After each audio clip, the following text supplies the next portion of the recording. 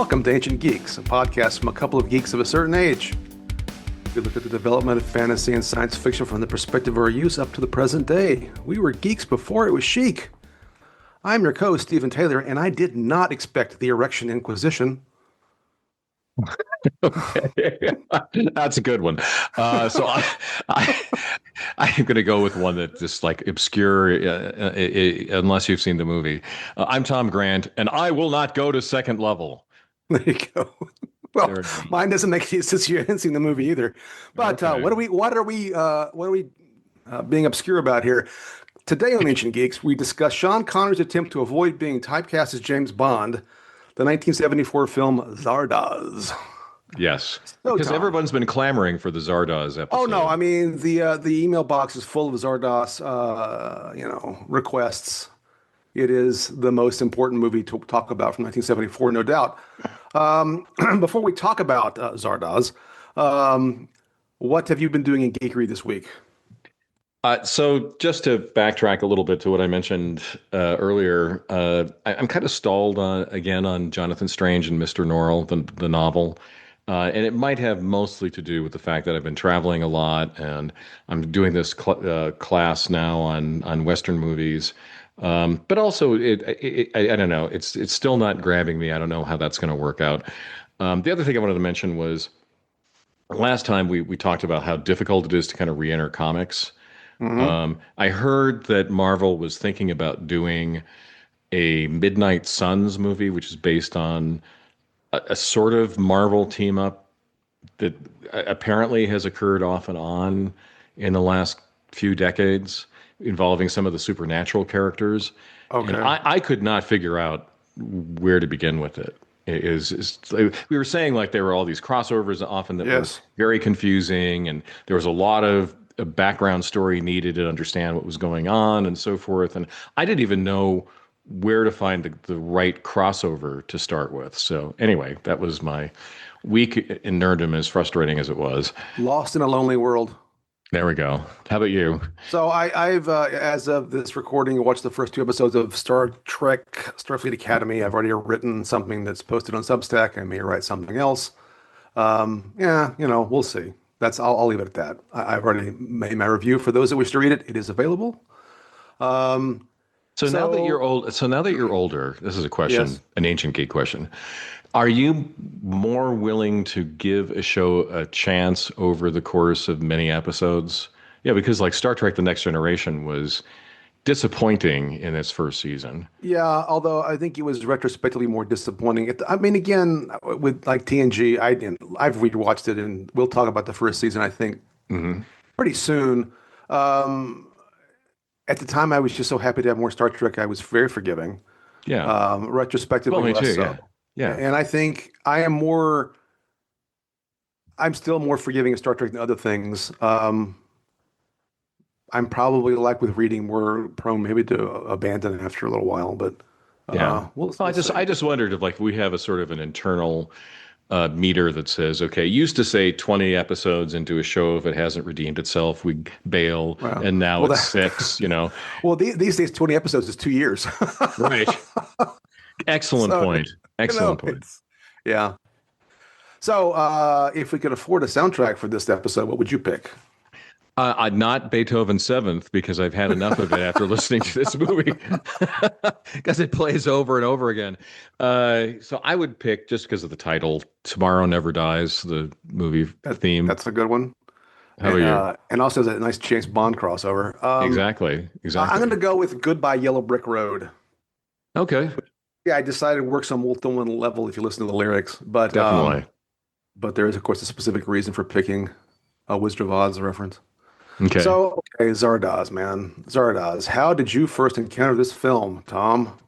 Well, I saw it in the theaters, believe it or not, as young as I was. Yeah, how old were you when you saw this movie? So it came out in 1974. So I was 12. There's a lot of boobs for a 12-year-old, my friend. I know. A hell of a lot of boobs.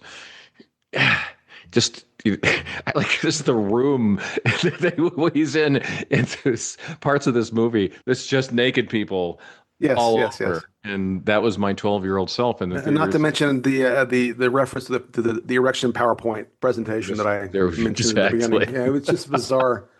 So did you go Yeah, by yourself? Did your mom take you? How are you? I don't remember. It might have been a friend. It might have been my stepdad. I don't know. Mm. I it would have been really cringy to see this movie with my mom. So Oh yeah, totally. yeah, I would have remembered that. I think that just the level of cringiness. So Sure. I don't think it was her, though I went to lots of movies with her over the years. But nah, I don't have a good recollection. So was it just the Sean Connery of it all that got you sucked in? No, it was the science fiction. You know, Science fiction of it, okay. I'm sure I saw a trailer and Right. said, "Oh, that sounds intriguing. Yeah. Let's take a look." Yeah, and you So hadn't seen it I before. had not seen it, so I just watched it for this purpose. So Um, what did you think when I was saying we got to watch Zardoz? We got to watch Zardoz. I mean, here's all I thought was I knew that it had a reputation for being an odd film. Yeah. I was aware it existed. It's one of those movies that, again, I maybe as a late teen, I thought I might watch if I had the opportunity, and maybe I was saved from the fact that when I was a late teen, you couldn't just get whatever you wanted whenever you wanted it. Yeah. And the appeal was Sean Connery. That was the appeal because I liked Hmm. him in the Bond films. Although the outfit was always a bit of a dissuader. I'm like, how can this movie be any good with that outfit? You know, the bandoliers and the banana hammock, it's quite the combo.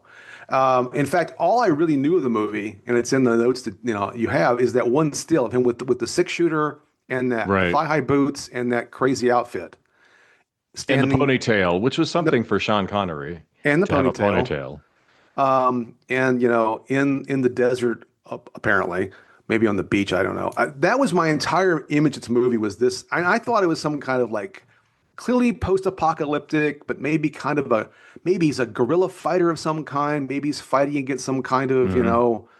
I wouldn't sure. At one point, I thought maybe he was Zardoz. Then maybe Zardoz. They were fighting. I don't know. I didn't know anything about this movie going into it except that still, and Yeah. so it was not what I expected. I will say that much for it. I might have been intrigued because it was the director of Deliverance too, Right? Yeah, I had no idea. which was huge when it came out. Sure. And I hope we have a chance to talk about John Boorman's other movies at So, some point. as a 12-year-old, had you seen Deliverance? I had not. I Okay. had not, but it was one of those things that It was a people would culturally say. significant movie. Oh, definitely. People would say, you got to see this movie. You got to see this movie. Like when Jaws came out, when we used to have common cultural reference, Hmm. that there was a TV show that you had to watch or a movie that you had to go see in the theater. That's less the case nowadays. But at the time, since everybody loved Deliverance, I'm sure that had an impact on my decision to see this film. Now, see what they should have done then is play Beethoven's Seventh on banjos. There we go. That with a signature move Ding, then. ding, ding, ding, ding. Anyway, so before we do talk about the movie, and since you This did is why mention, people listen to this of podcast. course, these This these is why, brilliant right there, right suggestions, there. right there. Okay. So, how does this movie fit into the era in your mind? We can talk about Boorman. We can talk about other kinds of sort of movies. I mean, I'll say for myself, and then I'll cede the floor. I mean, to me, it just fits into this overall moment of post-apocalyptic movies, some of which I saw at the time, some of which I didn't. Soylent Green, even Planet of the Apes, Hmm. Damnation Alley, some things we've mentioned on the podcast before, some we've podcasted about before. It just felt like we were all ready for the world to end in the 70s. Yeah. It's Well, I would say anyway. purely post-apocalyptic. I would say cynical. Okay, explain. Immense cynicism about the future. So, yeah, Sure. looking at the list of movies that I remember from that time and I think are emblematic, Rollerball, Silent Running, Soylent Green. So I'll backtrack. Rollerballs is a dystopian story in which these real sort of gladiator sports become the chief form of entertainment. Silent Running, the world has killed all its plants, which was a really dumb premise because then where does We'd the all die. oxygen come from? Soylent Green, another post-apocalyptic, dystopian story that I wouldn't call it post-apocalyptic. A Boy and His Dog Well, yeah, certainly was definitely dystopian post-apocalyptic. maybe all this dystopian's the better theme than post-apocalyptic. Yeah, it's I just the mean, in fact, future. The I'm future's a not even bad place. sure, not to get ahead of ourselves, I'm not even sure really what happened in Zardoz to get where they were. So I'm not sure there was an apocalypse or just life sucks. Yeah, Anyway, we'll come back to that. we'll come I back to think that. that's a good question. A Boy and His Dog, Wizards, Damnation Alley, Westworld. That was a big movie for the Mm-hmm. time. Mm-hmm. George Lucas's first movie, THX 1138, another dystopian story. The Terminal Man, Michael Crichton's first science and technology go wrong movie, as far as I remember. Oh, yeah, yeah, yeah. Man Who Fell to Earth, Invasion of the Body Snatchers, Colossus, The Forbin Project. These are the movies I remember watching in the Mm-hmm. era, and there was a definite vibe about all of them that gets recreated occasionally decades later. Like there was a great Sam Rockwell movie, Moon, that had a real sort of 70s science fiction vibe. So basically, you're saying this is what's warped your view of the world, these movies you watched as a kid. Exactly, exactly. But anyway, just a really dark view of the future. And I Yes. would say a lot of these were not terribly good, but there were Yeah. some that were pretty outstanding. And even some of I would not consider Dark Star a great movie, but it's a Mm-hmm. fun movie. So even because something's depressing doesn't necessarily make it unwatchable. So, I mean, this does raise a question that I did not write down. I mean, and not to make everything about Star Trek, but it is kind of interesting as I stop and think about it. How much of the science fiction of our youth was cynical or about the future and not optimistic about the future, right? Star Yeah, Trek was optimistic about the right, future, but a movie you didn't mention, Logan's Run, was not optimistic about the future. Even right. like shows we watched, Buck Rogers, which is goofy and all disco-y, is not a progressive notion of the future. No. Or even Battlestar Galactica is about a genocide and then a flotilla. So Yeah, there's no it's upside to genocide. no. I mean, even Lost in Space, which was goofy, wasn't necessarily optimistic per se. It was just, well, it's an excuse for carrot people and robots. But I mean, there has to be other examples, but I'm forgetting like a particularly optimistic view of the future that existed in mass media at the time besides Star Trek. I'm putting you on the spot, but I'm sure I'm I forgetting think something. in written science fiction, possibly. I think Sure. in movies, much less so. Hmm. And I'm kind of running through like things that are not just sort of like, B monster movies, Right. completely different vibe altogether. But, Sure. I think certainly there were a lot of downer sort of movies. I think, yeah, including a lot of the ones that really stand out as ones that I loved when I was young, like The Day the Earth Stood Still, Hmm. which was saying, humanity does not deserve to join the community of the galaxy until it gets its act together. Uh, But wait till they see us now. I'll be so impressed. There was when worlds collide and other things that Hmm. we're kind of based either on just a very depressing scenario or a depressingly cynical view of Hmm. humanity. Yeah. Yeah. Yeah. Hmm. Fun. It's fun, fun, fun. That's why Fun. Fun. Fun. people listen into this show for Sure. Sure. Sure. all the fun. For the banjo jokes and all the fun. Um, so I think the banjo joke has legs. I'm sure it'll come up again in a future it's got episode. to. So Okay. you want to say anything else about John Boorman? You're the movie whiz, not I. I will say that I did learn something. That the Zardoz head is based on John Boorman's face. That's amazing. Okay, that's good. So John Boorman has one of the most mixed track records of a director of anybody I've ever seen in Hollywood, from the sublime to the ridiculous. So well, not exactly sublime. So like he made a really good sort of modern noir movie, Point Blank, with Lee Marvin, that I've enjoyed. If when I finally saw Deliverance, Right. that was a good movie. Excalibur, I have very mixed feelings about. We should do an episode on Excalibur I haven't someday. seen Excalibur. Okay. Yeah. Um, Give me something to do, I guess. I mean, given your love of Arthurian Yeah, yeah. It's something that, stories, I think yeah. that's a must do for us at some point. We should do Arthurian stories and then do Excalibur. Yeah, yeah. So we'll have the Arthurian stories fresh in our mind. Anyway, uh, but he also did Exorcist II, The Heretic, Hmm. which is awful.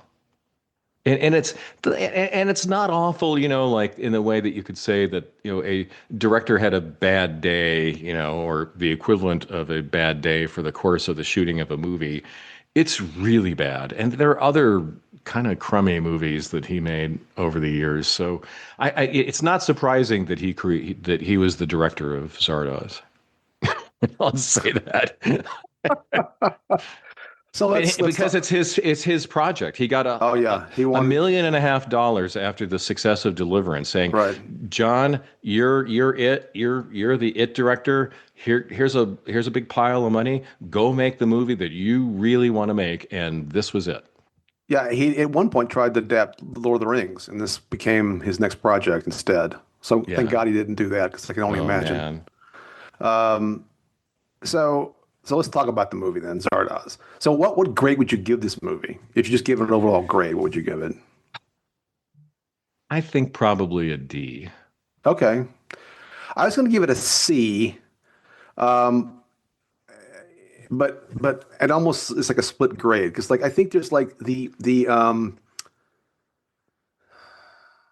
goals of the movie, the aspirations of the movie may be more of a B, but the execution may be a D minus. So I'm kind of Right. like So averaging it out. maybe I'm being too harsh. Maybe a C minus because Yeah. I think that the biggest problem with the movie is how awful the last third is. Oh yeah, it's bad. Which I think colors your perception of the rest of the movie. And so when I was rewatching this for the first two thirds of the movie, I was thinking, this isn't bad.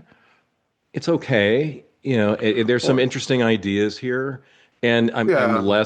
I kind of less thrown by the nudity and violence and some of the other things in the movie than I was when I was younger. But then it just collapses completely. It does collapse. I mean, I don't know. Maybe if I could create an entirely different scale, I'd give it a W minus for weird. It's Well, weird, but I like weird. but it's not. I don't know if it's Yeah, good weird though. I yeah. mean, I'm not. You're right. There's some ideas that are interesting. And that's why I say there's sort of an aspiration in this movie that maybe is better, and then the execution is worse. Because I don't know that the execution fits the ideas very well. Um, Well, we should I say mean, something about the story. So, sure. so in the future, what we first see are the exterminators, The who brutes. the brutes who ride around on horseback in red leather thongs. They worship this god called Zardoz, and they Mhm. just basically kill people. Yeah, they kill That's people, their job. and the Zardoz is this, you know, this floating stone head that talks to them. I think, by the way, to again make a Star Trek reference, I think Zardoz is Vol's cousin, Yes, right? definitely. Yes. Um, and so it makes this booming voice, and it vomits out guns. Which is quite an For image. that in some ways is the most impressive image in the movie for me for some reason. That Yeah. one sticks with me with this sort of tossing these guns out of the mouth, and then of course proclaims the famous line, "The gun is good, the penis is evil," and then Right. explains that the guy anyway. Um, And, so and and and so like watching it again, that scene, you yes, know, I reacted differently to than I was younger. It was like, of okay, course, I can kind of see what they're doing here with yeah, just trying to make you feel baffled at what you're watching right. and kind of want to figure out what's going on. It wasn't bad filmmaking for up to that point. No, that in some ways that scene is the most interesting in the entire movie for me. Now, Yeah. part of the problem is it's somewhat tainted by the fact that I'm still trying to figure out at that point when you're watching it, because the movie starts with this weird, straight to camera, almost David Lynch's Dune, Princess Erlon kind of Hmm. intro where Zardoz, um, Arthur, what's his name? Arthur Frayne. Arthur Frayne speaks directly to camera and tries to sort of explain what's going on, sort of, Hmm. with a bizarrely painted on beard and mustache that I still, to this point, do not understand. I almost think apparently that was added after production to try to make Right. things make more sense. I don't know that it does that. In some ways, it would have, I think, been better to start just with the floating head and that scene on the beach, but that's the artistic choice that was made. I mean, you do get this notion. I don't think it's well executed later, though. This notion that the powers that be, which we'll talk about more in a moment, all this it's basically this is Arthur Frayn's sort of plan, and Hmm. he's the one who is Zardoz, is to somehow control these people who are outside of. Because there's two kinds of people. So they're the Eternals that live inside these vortices, right? The Hmm. vortex. I think there's more Right. than one of them, though, right? Oh, that's unclear Yes. to me actually, because it's No, they no, make there are it. definitely more than Yeah. one. Okay. So because and and they're like the upper class that somehow survived whatever happened. Again, why I said there's sort of a hint of an apocalypse, some sort of environmental something or the other, Hmm. where these sort of rich and smart people seal themselves off in these locations, and they're immortal, hence they're eternals. And then whoever's left over outside of these vortices are the exterminators and the brutes that are just living these sort of savage lifestyle. Does that Right. fit? And the people they're killing are weirdly dressed in suits. Yeah, I really didn't understand what was supposed to be going on. I mean, I know to skip ahead because it maybe makes things make more sense. I'm not sure that it does. Supposedly, this is really a big experiment to create Hmm. a particular mutant, which is Zed, the character that Sean Connery plays, that helps the Eternals finally be able to die. And that's sort of the big reveal, right? I get ahead of myself, Hmm. but the way it's explained initially to me made no sense. So the the exterminator is supposed to kill these other people. I'm not. Do they have a name? The people that are like they're wearing I kind of like forgot. tattered suits. Yeah, I forgot the name. They did have a name. They're like the lower classes Hmm. who are eventually at first they're supposed to kill them. Most of them are not allowed to procreate. That's why the penis is evil because it shoots seed. Okay, fine. But I never understood why they didn't want them to procreate. Did you? I did not. And then eventually, instead of killing the people in the tattered suits, they enslaved them to grow grain because the Eternals needed food. Hmm. None of it made any sense. Um, Right. but Zed Well, that's sneaks in. there was Go sort ahead. of like a little bit of a hand waving line Yeah, about that in to be fair. So there was also something hinted at that what happened was the result of a failed space travel effort. That yeah, there was some reference to that. that they developed the Eternals, the elite of society at the Yes, time, and mostly a scientific elite, had developed a technology where you could extend the human life span indefinitely. right. They bound themselves to this machine called the Tabernacle, Yes, which was more than just a computer. it was an That AI of sorts. Yeah, an AI of sorts, but also kind of maintained everything Right, in the idyllic sort of pastoral little right, communities, the vortices, and then they removed the ability to turn it off. right. So, and then they realized to their horror, oh my God, we are going to live forever. Yeah, immortality And sucks apparently. yeah, because you have to keep making your bed every single day. It makes you impotent for reasons I did not totally understand. Yeah. So I mean, there's and it drives a lot of the immortals or the Eternals crazy, Yes, or what I thought was an interesting idea is like the ones who were really trying to find out a way to undo the society that they had created, were if they just like didn't vibe well with their that's other right. with their other Eternals, that they would be artificially aged. So And they'd then still be kept, yeah, eternal, but yeah, they'd be turned into 80-year-olds who lived or forever. like senile 80-year-olds. Right. And some people just got so much mired in despair that they became catatonic. Yeah, like the Uh, apathetics. the apathetics, right? So, I mean, I thought that was a really interesting No, I agree with that. I scenario. mean, there are themes in the film that are interesting, and this idea of the consequences of immortality, I think, are interesting. Right. especially immortality in a particularly contained space where things really don't change. Hmm. And why you might at that point death might be welcome, but I didn't understand the social structure. I mean, I understood the notion that there was a separation at the moment of the crisis, whatever it was called, where the elites sealed themselves off from the rest of society, and Right. then that became sort of a savage existence. Right, to a point until they could no longer survive on their own, and they, Then they then they enslaved had them. to, Yeah, yeah, then they had to create a mechanism whereby they would be threatened by the people living outside yeah. these vortices, but they would still get food from them. All they needed was wheat too. Maybe that's why they're so Yeah, upset because your food is just all wheat. It's all bread. How boring yeah, is that, man? For greenish eternity, bread. greenish bread. Yeah, But I I suppose at that point, why I don't know. I'm going in circles. I don't know why the exterminators existed to kill people. That made no sense to me. But okay, fine. But Zed is one of the exterminators, and he sneaks onto Zardoz, the great giant floating head, and sneaks his way into the vortex where the Eternals live.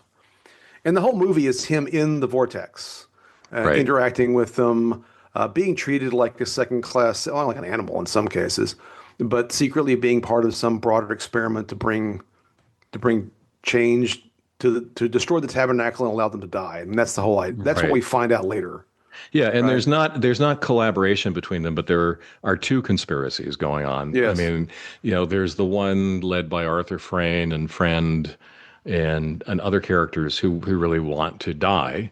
right. And then there are the mutant brutals on the outside, Yes. of Hmm. which Zed is the leader, Hmm. who are also trying to bring down this society. Their motives are less obvious to me. I don't know. Is it Yes, just the I agree. feel No, because is it just the feeling of betrayal of not wanting to be deceived? I don't know. well, I mean,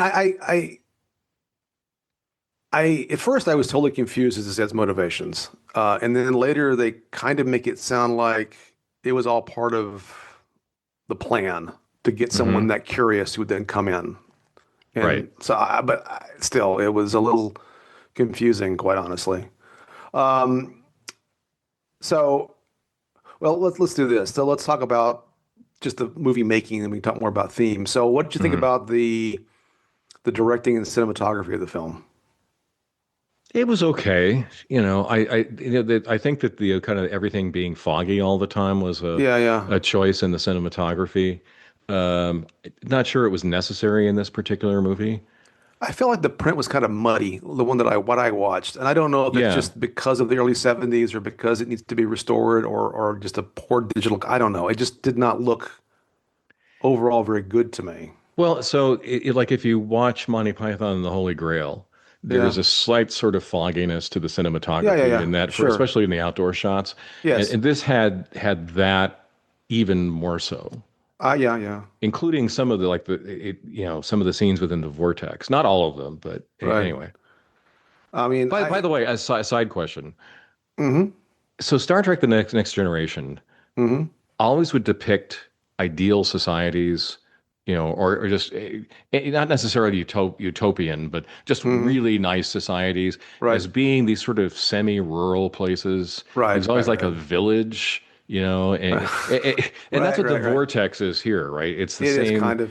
No, Why do people assume that that the best society is one that looks like a suburb?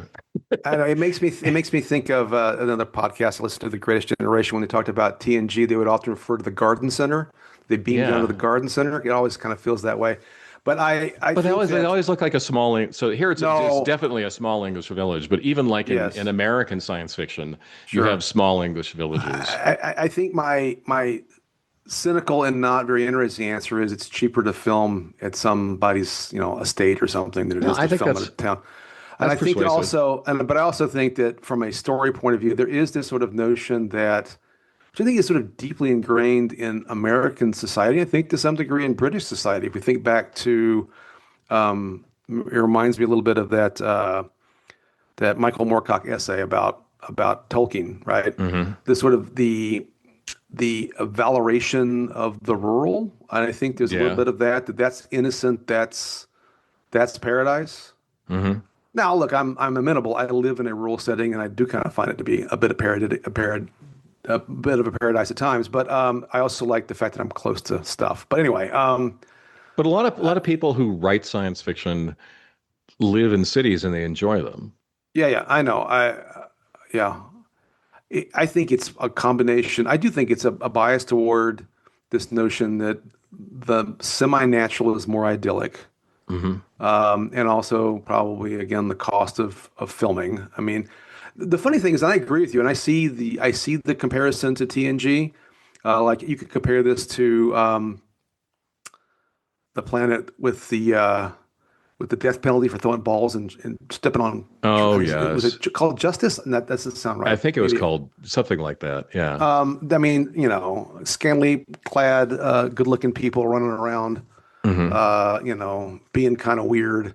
That so that totally fits. When I saw this, what I thought about was the village and the prisoner. That's what this reminded me of. Oh yeah, that too. Some more Yeah. run-down version of that, and also, some of the settings of, when the first season of first series of Blake Seven that you and I watched for the podcast. There's Hmm. that one episode with the former president of the Federation's on. He's like on some planet. Right. Same deal. It's like some manor house they use for the. Hmm. So I mean, and then Doctor Who, I mean, 70s Doctor Who too. But yeah, I just think it's a combination of cost and this sort of bias toward the role being supposedly Right. better in some way, purer. I don't, but yeah, it is on the one hand for a story. To your point, though, to your story about science and the power of science, these people were supposedly scientific geniuses that put themselves in this Hmm. context. They really didn't create a whole lot of technological. There's no technology really. There's some, No. like they can read his mind and put it on the screen, but the rest of it, like they're driving around in buggies. Well, I think there's some automation to the processing of the wheat. It's still kind of old school looking. There really Right. isn't a whole lot of technology now that you mention it. Just Yeah. have very limited ways. Right, and it also reminded me of the Michael Moorcock's Dancers at the End of Time series, Mm, which is all those books are also about bored immortals, okay. but their technology can actually do things. Yeah.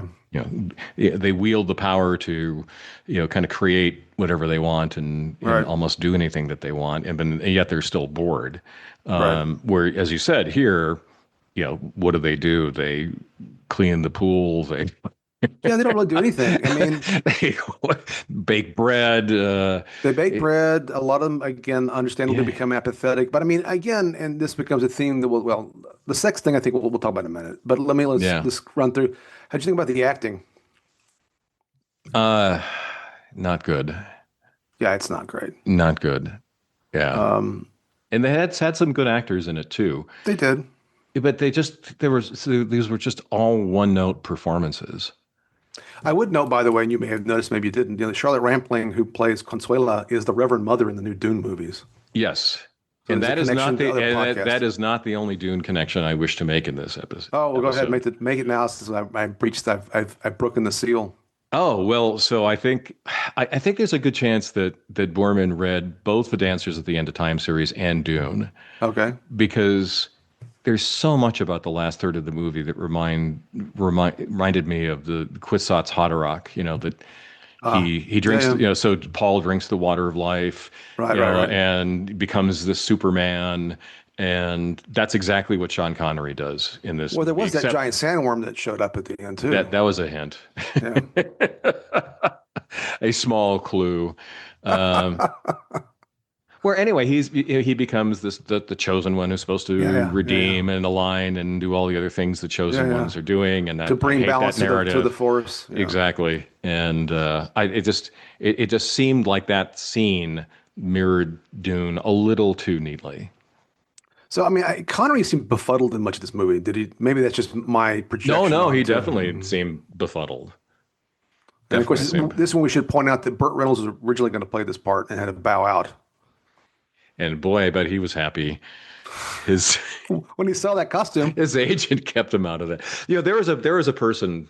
I don't know if this individual is still with us, but there is a person who was the costume designer for this Oh movie. yes.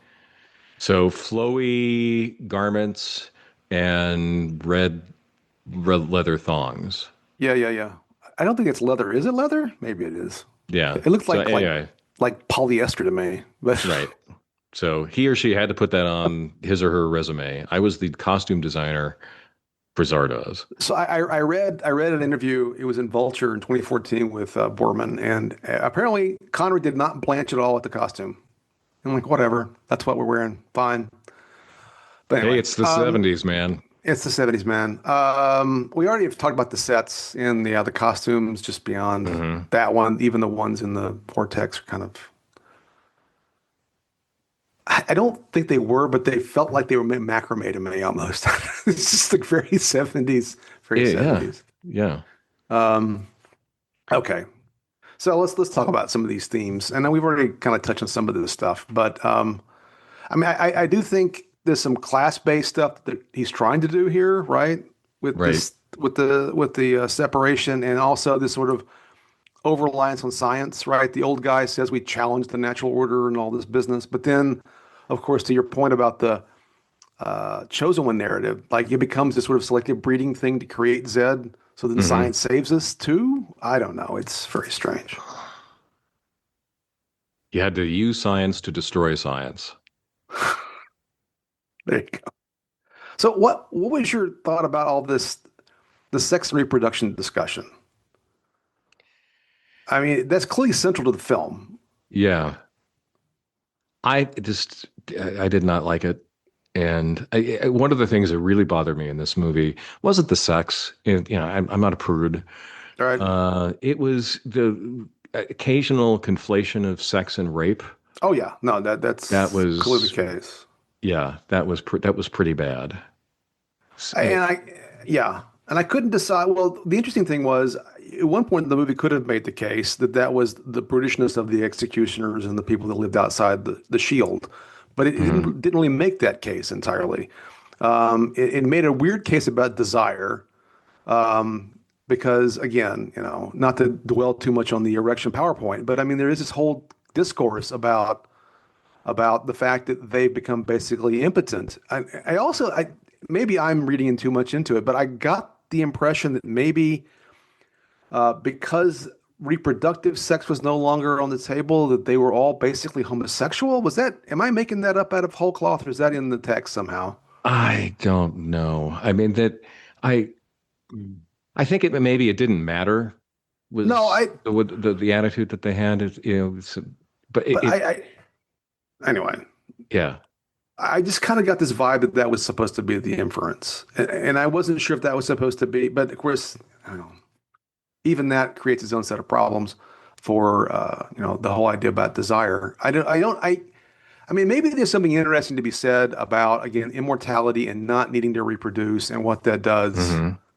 But I mean, I would argue it's kind of interesting, really, for being a film in the early 1970s, because we're past the sexual revolution, we're past at this point easy access to birth control, and because you can make an argument that the lack of reproductive necessity of sexual activity would in fact Hmm. increase sexual activity, not decrease it.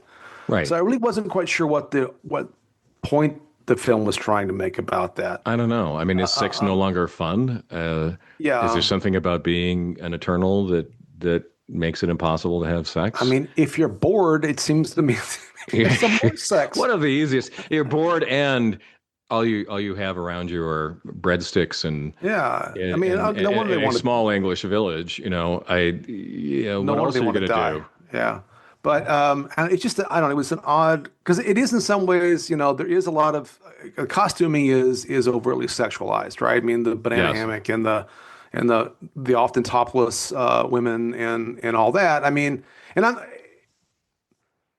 I don't know. It was a strange to me thematic choice that didn't, like a lot of the thematic choices that didn't make total sense to me. No. So what other themes do you want to talk about? I don't think so. I just like is in my head when I was watching it again. I said, I was trying to think: is this more a quintessentially '70s movie or a quintessentially British movie? All right. And that's a hard one. I don't know. I mean, it has both of those elements in it strongly. I kind of tend to think it's more of a 70s movie, Right. like I a think lot it's like the definitely. other science fiction movies that I listed Hmm. earlier.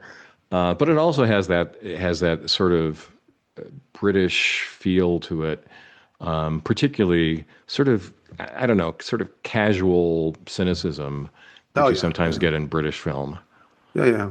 Well, Did you know that? visually, it's very. Again, we've talked about. I think it's in what is it, Ireland, right? Yeah, I think so. So yeah, Yeah. Did you know that Roger Ebert gave it 2.5 stars yes, I think I at the may have time? come At the across. time. So yeah, yeah. There you Yeah. go. Yeah, I read his review of it, which The reviews are not. They're not very good. they're not good. Okay, so you'd mentioned the last third of the movie. Let's talk about that for a minute. What was it that Yeah, I that? think we need to discuss what made it so awful. Yes, So first of all, it is a string of disconnected scenes. yes. In the scenes themselves, people do things just very randomly. And I think it was just because, apparently he took a lot of drugs while writing the screenplay. But I just like there's things that he thought would be cool, overwhelmed Well, so the story. let's briefly describe, right? So, and maybe you can correct what I leave out here, right? So, in the last third of the film, we find out about this again, as you say, chosen one narrative. This idea that because Frayne returns, we find that he's been working with a character we haven't talked about named Friend, who's been Hmm. banished to be one of the old people because he was rebellious. But he was rebellious in the first part of the movie for a reason that didn't seem linked to Zed. No. But all of a sudden he's part of this conspiracy to bring this chosen one to bring death to the Eternals. Hmm. Um, and you're right. It's just something happens. I'm kind of confused myself with Zed. He becomes like he merges with the Tabernacle, so he gets all the knowledge of the Hmm. Tabernacle, Yeah, he gets all which the then knowledge of humanity at that point, yeah, with people and waving their then hands so over then he him. And hey, becomes more I don't know more of this sort of central figure who's going to, I don't know, bring change. Um, at some point, the barrier that separates the Eternals from the rest of the people is lowered, and they all come streaming in. There's a great orgy of death that happens at some point. yeah, Also, at some point, for reasons I did not understand, Zed's sweat seems magic all of a sudden, and like starts transforming people. And then also there's sex going on all of a sudden. I just all kinds of things are happening, and I don't have this all in the right order. But right. And some of it makes sense, some of it doesn't. The mhm. things that really don't make sense, for example, like Friend gets the punishment of being aged, but it only Right. works on half of him. Half, yes. So he's like half an old man face and half a younger man face. And I think that was just thinking that would look cool. Right. Charlotte Rampling's character Consuela is out to Yeah. kill Zed, and then Then all she of a loves sudden, him. she loves him. Yeah, that made no sense. Right. They're smashing all the statues. I don't know why. There's a It's part where just, they turned back time briefly too to escape. I don't know how that happened. yeah, it was you talk about things that are quintessentially British. I mean, it felt like, one of these very psychedelic 60s, early 70s British films, things like, one of some of the later Beatles movies, or, the Magic Christian at the end has not psychedelic, but just kind of like crazy stuff happening all over the place Hmm. at the end of the movie. Or the end of Monty Python and Holy Grail, they ran out of money and just kind of arrested everybody. That's right. Oh, what a great movie. Um, it had that feel to it where just like the need to tell a coherent story collapsed. Yes. And John Boorman was okay with that, but as an audience, we don't have to be okay with it. No. Well, and also it's like they're so part of the plan makes some semblance of sense, sort of, Right. that they need an outside force to break this terrible cycle they created for themselves, which is they Hmm. need someone to destroy the tabernacle because they have lost the ability to do so themselves. Okay, fine. Although arguably they're still doing it themselves, just they're using Zed as a tool. So in some ways that Right. doesn't make sense, but fine.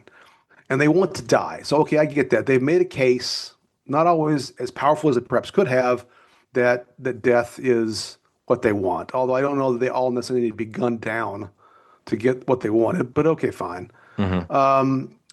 But then it's like there's supposed to be like a next stage of humanity, theoretically. Now Right. that the desire is back and the sex for procreation is back, and we're back, baby. I just, Yeah, but there's the then scene at the end, the where you bizarre see scene where they the two of them age. aging, and She their has a son growing baby, up. but I'm Right. like, what is it supposed to mean? Because they look totally, I don't know, inert, right? Right. Because it's the three of them sitting in the exact same position with the exact same clothes, with them aging, and then they die, and the And they gun's left turn into behind. skeletons. Yeah. Skeletons, and then there's the gun and the handprints. I don't know what the handprints are supposed to mean. Yeah, Did I like miss is something? was I no, you didn't, because I thought, like, was it this saying that what the story we saw occurred before our current human history? The the That's handprints Adam and Eve. on the wall, are like the Lascaux cave Yeah, yeah, yeah. paintings. Is that what was I it just supposed to be? that's don't know. I don't know. It almost would have, it would have been better if they had not made any reference to rebuilding humanity, Yeah, because yeah, the yeah, yeah, way yeah. that Boorman did it was just, as you said, completely nonsensical. So, and I read fascinating is not the right word. Actually, it's kind of disturbing story. It's kind of funny and disturbing, but mostly disturbing. Hmm. So apparently, Sean Connery. Do you know the story about the having to film that three times? Go ahead and tell everybody. Yeah. So Sean Connery apparently did not like makeup, and he hated filming that scene. And they filmed it once. They filmed it three times. I won't go through all the details, but the bottom line is, one time there was a flaw in the film and they had to refilm it. One somebody exposed all of the film and therefore lost and they Hmm. had to film it a third time. And he got so enraged, I think, at the guy that exposed the film, he attacked him on set, and they had Yeah. to like separate him. So like, which really adds to this notion that Connor was kind of an asshole, but and a bad person. But I mean, but holy cow, it's kind of crazy. Yeah. But He also, also I didn't like can't. spiders. Like Oh, I in did not. Doctor No, when the tarantula is crawling on him, Okay. it's clearly not crawling on him. It's Hmm. some sort of superimposition. Yeah, Anyway, yeah. because Connery did not like the idea of a tarantula crawling on him. You Kind of like wussy. Giger and Worms. Yeah, exactly. At any rate, Uh, so it's a strange ending sequence. I don't know what it's supposed to mean, and I can understand why you wouldn't want to film it once, let alone three times. But still, attacking people, not cool. Anyway, so is it a good enough idea of a movie? It needs a lot of work, right? But that you could remake it and clean up a lot of these problems and make a reasonably good science fiction movie I don't. out of the basic notion behind it. I think that the basic notion. I think an examination of immortality, especially one that's sort of self-imposed, supposedly to be a paradise, but ends up being a bit of a hell, is an interesting notion. I don't know if this movie should be remade in that sense. Maybe the idea could be taken someplace else. Right. But But transhumanism, which is this is a yeah, version of that. I mean, I'm not sure. transforming yourself into a whale human hybrid and then living underwater all the time, but transhumanism in the sense of overcoming the mortality Right. of human beings. That was an extremely popular Sure. branch of science fiction for a long Hmm. time and still is. So I don't think transhumanism in and of itself is a bad idea for a science fiction movie. I Right. think it actually is something that would translate well into the visual medium, where you can still ask questions about, what are the boundaries of humanity, and what are some of the good things and possibly unintended bad things about being able to redefine yourself to that degree. Hmm. I definitely think you could make a Sure. good movie No, about that. there are ideas in there that are worth exploring. I just don't know Hmm. that this movie is necessarily salvageable, even in a remake. A couple things that as I made the reference, we never pointed out, right? Zardoz is because of the Book of the Wizard of Oz. which is Yes. the big reveal. And Hmm. that's how Zed knows it's all fake.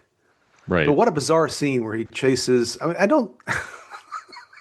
So, there's a flashback where we find out how he knows about what Zardoz is. Somebody he learns to read, he teaches himself to read, and then Arthur Frayne is like running around like a fool.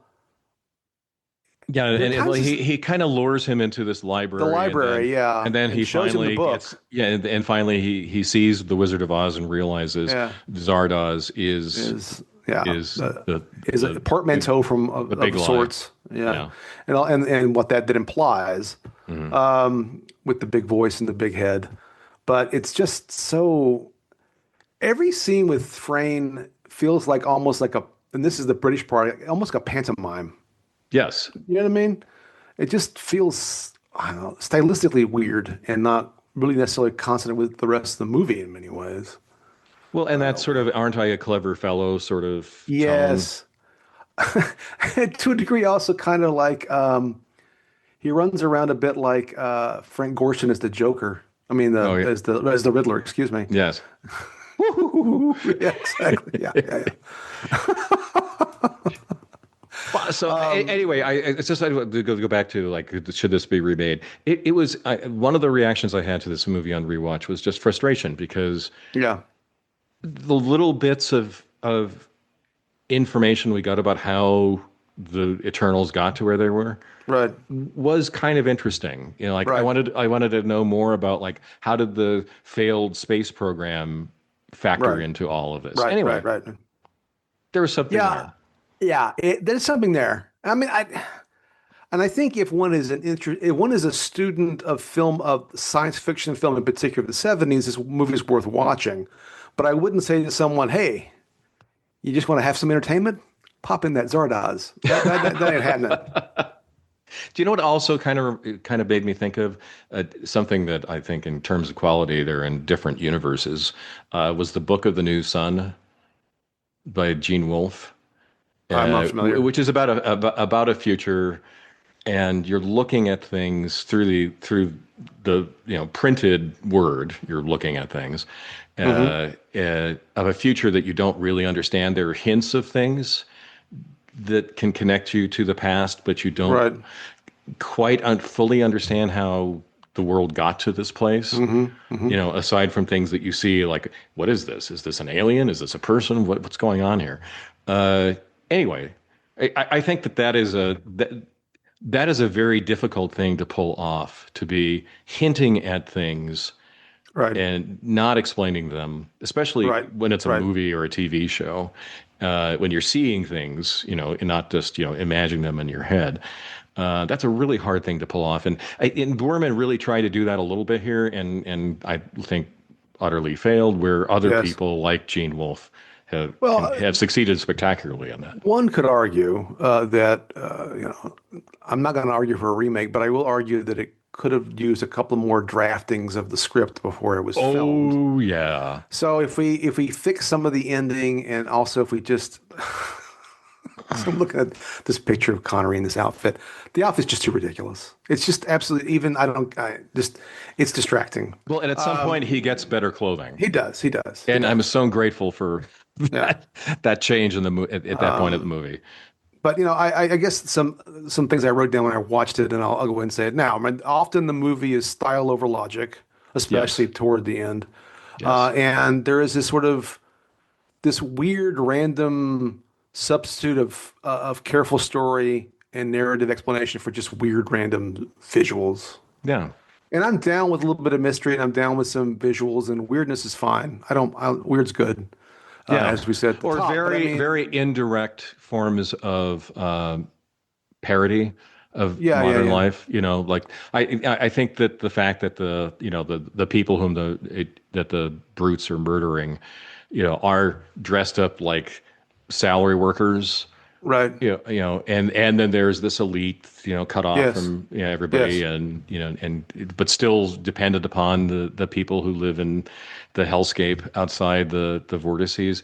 Yeah, I'm okay with things that are sort of a fable of some sort that's Sure. making references to the modern world. I mean, that's, when I was watching a couple of the Miyazaki movies, I was a little baffled, and then somebody said it was a an environmental parable and so forth. Like, Right. oh, okay, I can kind of understand that better now, but not in this Yeah, case. I think like well the clothing did bother me because it was I forget what the I mean the movie is set in 2293.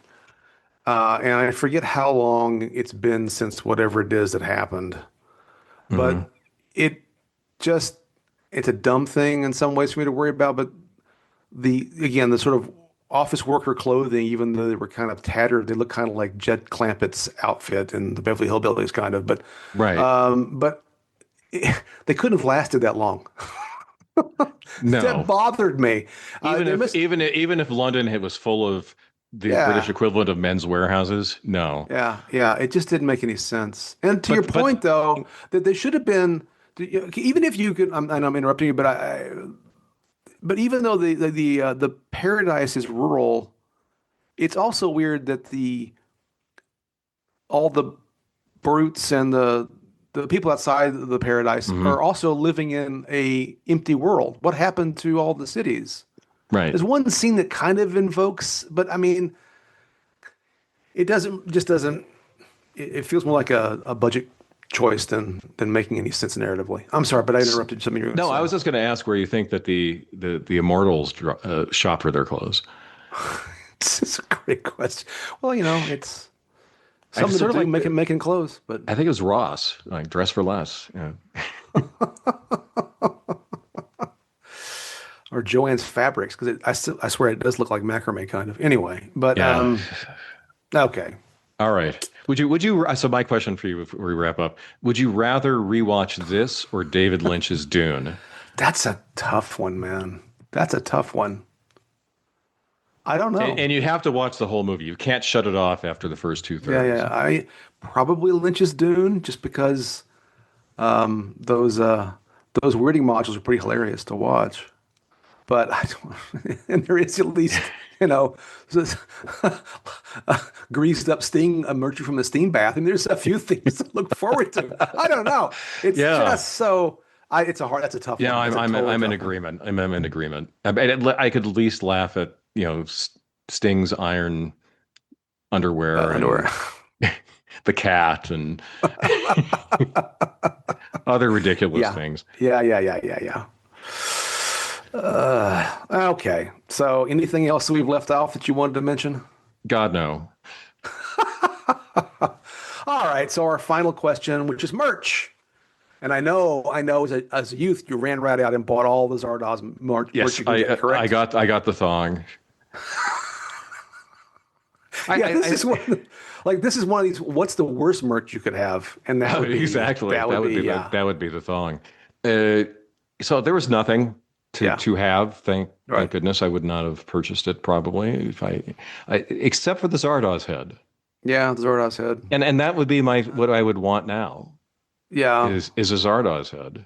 Obviously, I think you. I know this is not what you put down. So what did you put Yeah. down? I'll say my thing. For what I wanted. Yeah, yeah, I think a Zardoz head that's like a Bluetooth speaker yeah. or, something that would, like during the middle of the day would Right. say things to kind of keep me going with what I'm working on. Like Zardoz is pleased you have finished editing this episode, or That's right. Zardoz is pleased that this meeting is adjourned. It just occurred to me what it could be Yeah, go is ahead. instead of Alexa, you get a Mhm. Zardoz. It Oh, has that there. voice. It's sort of a smart speaker. You could talk to Yeah, it. Oh, right. Zardoz, what's the temperature outside? Oh, Zardoz thinks it's very warm outside. That kind of thing. It'd be great. And by the way, your penis is evil. That's right. I just had to throw that in as Zardoz. That's right. I mean, I really think that because I've teased you so much, you didn't put a flying Zardoz head down because Oh no, obviously no! that would be the I, thing. I am ashamed that I did not think of that. Yeah, That yeah, would be a great drone yeah. I mean, I could that vomited guns. vomited guns. Um, But it's kind of funny to like even a movie like this that it's not good, right? no.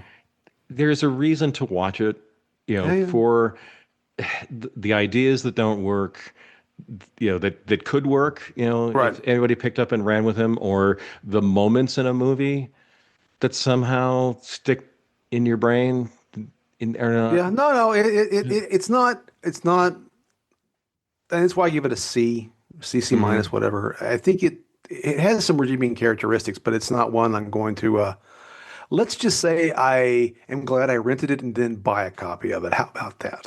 That's right. I do not own a Yeah. DVD version of this So, I movie. mean, so back to my merch, I was going to just say like a Zardoz paperweight, which I wouldn't mind. Yeah. But I realized if I really could sort of magically make up something, a flying Zardoz head that would like chase the deer away from my fruit trees or keep the coyotes out of my backyard, that'd be great, right? Just sort of like patrolling. That'd be awesome. Yeah, and I'll give this to the movie. Right? Uh, it really did its weird to the fullest extent. Sure. And I think there's a lot of science fiction films in more recent years that don't really go quite as far into the weird as they might, and I regret that. I mean, I like things that are gonzo occasionally. Sure. I'm thinking like there's a movie coming up, Good Luck, Have Fun, Don't Die, which seems pretty wacky. And whether it's or the visuals, the ideas, or whatever, I Right. often appreciate when somebody does run with it all the way to the end of the weirdness pier and jumps into the ocean. um, sometimes it works and sometimes it doesn't. There's no doubt about that. And this one didn't totally work. No. Anyway, okay, I think we've come to the end of our Yes, we have. the because we don't want to be eternals on this one and turn Yes. our listeners into apathetics. So we Yes. will. You have to live forever, and you have to come up with fresh podcast content every week. What a nightmare. But rest assured, we have plenty on the horizon. So we're not done. We're not done yet. No, long way off. Um, the tabernacle will command. Anyhow, thank you all for listening to this week's episode of Ancient Geeks. We'll see you next time. See you later.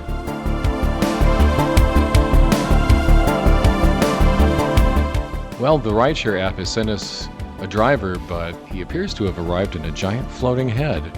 In any case, we better get going. Thanks for listening to the latest episode of Ancient Geeks. If you like what you hear, please like and subscribe, and drop us a line at someancientgeeks@gmail.com with any feedback you may have. Also, please check out our Substack blog at someancientgeek.substack.com and look for us on Reddit, Facebook, Blue Sky, and other social media outlets. All content copyright 2026, Tom Grant and Stephen Taylor. Music by Reversed Image, whom you can find on Pixabay. See you next time.